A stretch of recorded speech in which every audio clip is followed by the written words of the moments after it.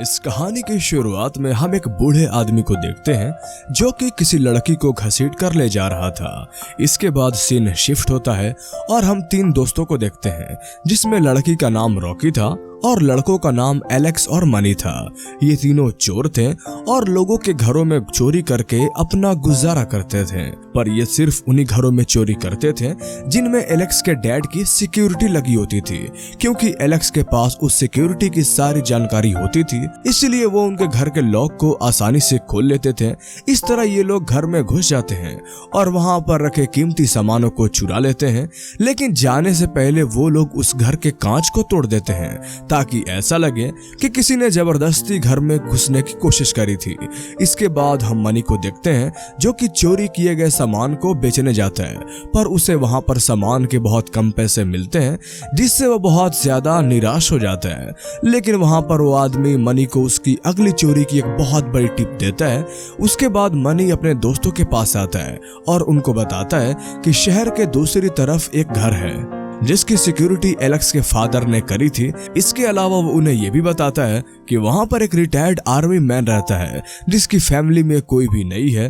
दरअसल उस आदमी की बेटी को किसी ने मार दिया था, लेकिन जिसने उसको मारा था वो बहुत ही अमीर था, इसलिए उसने सेटलमेंट के लिए उसे आदमी को $3 लाख दिए थे और ये पैसे उसने उस आदमी के कैश में दिए थे। अब ये सुनकर वो सभी $3 लाख को लूटने का प्लान करते हैं, लेकिन एलेक्स इस चोरी को करने से मना कर देता है और कहता है कि हमने पहले ही डिसाइड किया था कि हम कैश नहीं चुराएंगे।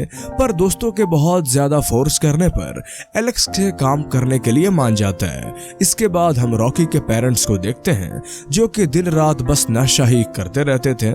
उनके नशे की आदत की वजह से रॉकी हमेशा परेशान रहती थी और वो अपनी छोटी बहन के साथ उनसे बहुत दूर कैलिफोर्निया जाकर शिफ्ट होना चाहती थी। और फाइनली ये लोग उस बूढ़े आदमी के घर पर नजर रखना चालू कर देते हैं और इसी दौरान उनको पता चलता है कि वो बूढ़ा आदमी देख भी नहीं सकता। इस पर मनी उन्हें बताता है कि जब इस आदमी की इराक में पोस्टिंग थी तो वहां जंग में इसने अपनी आंखें खो दी थी। अब इनके लिए तो चोरी करना और भी आसान हो चुका था, क्योंकि किसी अंधे आदमी के घर पर चोरी करने में क्या ही मुश्किल आ सकती है। अब अगली रात ये लोग फाइनली उसके घर के अंदर घुस जाते हैं और अंदर जाते ही वो सबसे पहले उसके पाले हुए कुत्ते को बेहोश कर देते हैं।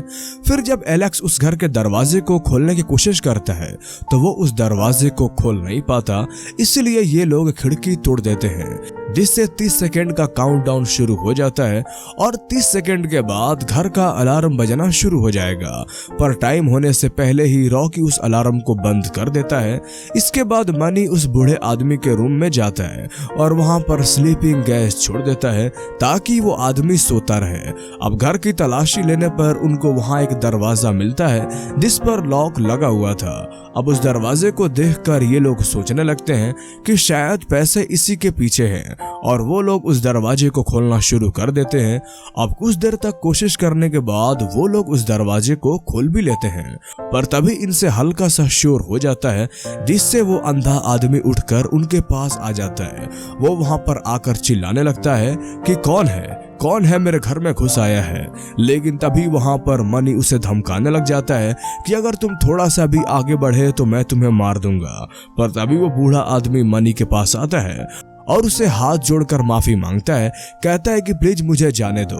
पर इसी दौरान वो आदमी मनी से उसकी बंदूक को छीन लेता है, जिसके बाद वो मनी के गर्दन पकड़कर मोड़ने लगता है और उस बंदूक से उसकी खोपड़ी को उड़ा देता है। अब ये देखकर रॉकी बहुत ज्यादा डर जाती है। वो भागकर एक अलमारी में छिप जाती है और रोने लगती है। अब ये लोग जिस आदमी को एक अंधा और कमजोर इंसान समझ रहे थे वो बहुत ज्यादा खतरनाक था। इसके बाद वो अंधा आदमी घर की सारी खिड़कियों को बंद कर देता है ताकि कोई भी घर से बाहर ना निकल पाए। इसी दौरान रॉकी वहां पर छुपकर उस आदमी को अपनी सेफ खोलते हुए देख लेती है जिसमें वो अपने कैश चेक कर रहा था। फिर उस आदमी के जाने के बाद एलेक्स और रॉकी उस सेफ को ओपन करते हैं और जैसे ही वो उन पैसों को देखते हैं तो उसमें $3 लाख नहीं बल्कि $1 मिलियन होते हैं। जिसके बाद ये लोग उन पैसों को जल्दी जल्दी अपने बैग में भरकर वहां से भागने लगते हैं, लेकिन उनके भागने से पहले ही वो अंधा आदमी उनके पास आ जाता है।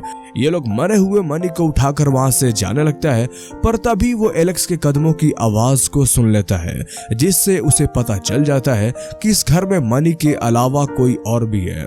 वो आदमी एक बंदूक लेकर एलेक्स पर तान देता है, लेकिन तभी वहां पर पड़ा हुआ सेल फोन बजना शुरू हो जाता है और वो आदमी उस पर गोलियां चलाने लगता है। इसके बाद एलेक्स और रॉकी भागकर बेसमेंट में चले जाते हैं और उनको लगता है कि वो लोग यहाँ से बाहर निकल जाएंगे, पर तभी वहां पर एक लड़की को देखते हैं जिसको उस अंधे ने बांध कर रखा हुआ था।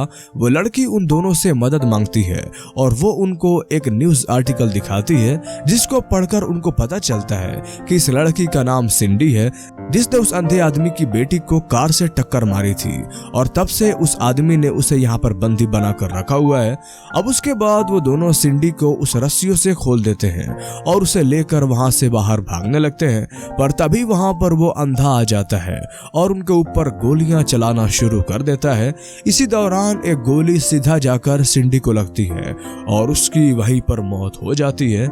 इसके बाद वो अंधा आदमी सिंडी के पास आता है और जब वो देखता है कि सिंडी मर चुकी है तो वो जोर जोर से चिल्लाने लगता है। इसके बाद उस आदमी को और भी ज्यादा गुस्सा आ जाता है और फिर वो घर की सभी लाइटों को बंद कर देता है, क्योंकि इससे वो आदमी उन लोगों को और भी आसानी से पकड़ पाएगा। इसके बाद वो दोनों के पीछे पड़ जाता है, जिस दौरान वो एलेक्स को भी पकड़ लेता है। फिर वो उसे मारने ही वाला था, पर तभी उसे पता चलता है कि उससे बंदूक की गोली खत्म हो चुकी है। वही एलेक्स इस चीज का फायदा उठाते हुए और उस अंधे आदमी को पीछे धक्का देकर नीचे गिरा देता है। इसके बाद वो दोनों ऊपर के फ्लोर की तरफ भागते हैं और ऊपर पहुंचते ही वो देखते हैं कि उनके सामने वही कुत्ता था जिसको उन्होंने शुरुआत में बेहोश कर दिया था। आगे वो दोनों उस कुत्ते से बचने के लिए एक रूम में जाते हैं, लेकिन तभी वो कुत्ता एलेक्स के ऊपर कूद जाता है और एलेक्स खिड़की से नीचे गिर जाता है। इस दौरान वो बूढ़ा आदमी भी एलेक्स के पास आ जाता है, जिसके बाद पहले तो वो उसे बहुत मारता है और फिर एक कैंची से उस पे हमला करके उसे मार डालता है। इसके बाद वो आदमी रॉक को भी पकड़ लेता है और उसे भी सिंडी की तरफ बांध देता है। इसके बाद रॉकी उसको बताता है कि सिंडी ने मुझसे मेरे बेटी को छीन लिया था और मैंने सिंडी को भी यहाँ पर इसलिए बांधा था ताकि मैं उससे एक दूसरे से बच्चा ले सकूं। वो आदमी ये भी बताता है कि मैंने सिंडी को प्रेग्नेंट भी कर दिया था, पर तुम लोगों ने सिंडी और मेरे बच्चे दोनों को मार दिया। अब वो आदमी बहुत ज्यादा गुस्से में होता है और वो रॉकी से कहता है कि अब वो भी उसके साथ वही करेगा जो उसने सिंडी के साथ किया था, मतलब कि वो उसे प्रेग्नेंट करेगा। अब वो ये प्रोसेस स्टार्ट करने वाला था कि तभी पीछे से एलेक्स आकर उसके सिर पर हथौड़ा मार देता है, जिससे वो आदमी वहीं पर बेहोश हो जाता है। यहाँ पर हम देखते हैं कि एलेक्स अभी भी जिंदा था और वो रॉकी को छुड़ाकर वहां से उस अंधे आदमी को बांध देता है। इसके बाद एलेक्स और रॉकी बाहर जाने के लिए दरवाजा को खोलने की कोशिश करते हैं, पर तभी पीछे से एक गोली आकर सीधा एलेक्स को लगती है और वो वहीं पर मर जाता है। हम देखते हैं कि ये गोली उस अंधे आदमी ने चलाई थी। अब ये देखकर रॉकी बहुत ज्यादा डर जाती है और उस घर से भाग जाती है, पर तभी वो कुत्ता भी उसके पीछे पड़ जाता है। रॉकी भागकर एक कार में बैठ जाती है और अपने आप को उसमें बंद कर लेती है, पर वो कुत्ता अभी भी उसका पीछा छोड़ता नहीं है। वो उसके कार के ऊपर ही बैठा रहता है, पर तभी रॉकी को एक आइडिया आता है। वो कार की डिक्की को खोल देती है, जिससे वो कुत्ता आकर उसमें बैठ जाता है और तभी वो उस डिक्की को बंद कर देती है। फिर रॉकी कार से बाहर निकल जाती है और उसे लगता है कि अब वो यहाँ से निकल सकती है, पर तभी वहां पर वो अंधा आदमी आ जाता है और वो रॉकी को पकड़कर उसे घसीटता हुआ वापस घर के अंदर ले जाता है। और यही वो सीन था जहाँ से हमारी कहानी शुरुआत हुई थी। अब वो आदमी रॉकी को भी मारने ही वाला था कि तभी रॉकी को फिर से एक आइडिया आता है और वो घर के सभी अलार्म्स को ऑन कर देती है, जिससे हर तरफ शोर हो जाता है और वो अंधा आदमी कंफ्यूज हो जाता है कि रॉकी कहां पर है। अब इसी चीज का फायदा उठाकर रॉकी उस आदमी को बहुत बुरी तरह मारती है और फिर उसे मारकर नीचे बेसमेंट में फेंक देती है।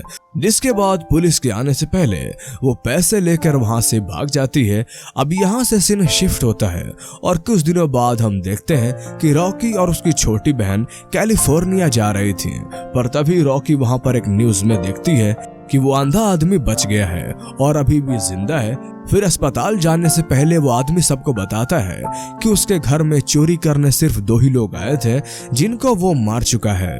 इसके अलावा वो ये भी बताता है कि उसके घर में कुछ भी चोरी नहीं हुआ। अब ये देखकर रॉकी को थोड़ा अजीब तो लगता है, लेकिन इसके बाद वो अपनी बहन को लेकर वहां से चली जाती है और इसी के साथ ये कहानी यहीं पे खत्म हो जाती है। तो कैसी लगी आपको ये मूवीज एक्सप्लेनेशन, हमें कमेंट करके जरूर बताएं। और अगर आप इस तरह के और मूवीज एक्सप्लेनेशन देखना चाहते हैं तो हमारे चैनल को सब्सक्राइब कर लें। तो फिर मिलते हैं अगले वीडियो में, तब तक के लिए गुड बाय।